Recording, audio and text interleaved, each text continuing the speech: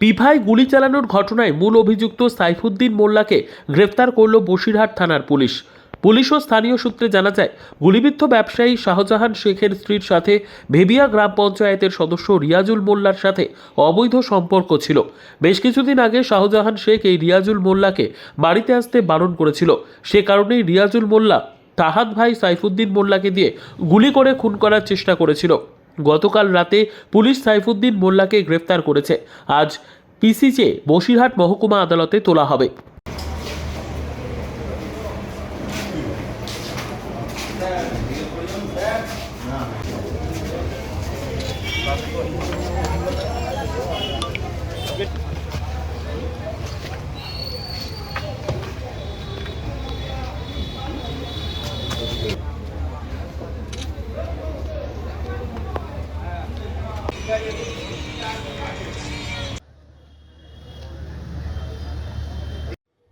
Bureau report, PB news.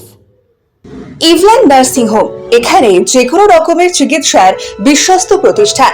খুবই কম খরচে বিশ্বমানের চিকিৎসা প্রদান করে থাকে। আপনাদের পরিষেবার জন্য এখানে 24 ঘন্টা জরুরি বিভাগ, এছাড়া স্বাস্থ্য সাথী কার্ডেও পরিষেবা প্রদান করা হয়। আজই যোগাযোগ করুন ইভল্যান্ড নার্সিং হোমে। ঠিকানা নবাবহাট মোড়, বর্ধমান। ফোন নাম্বার মনে রাখবেন 9434383966 অথবা 7908496820।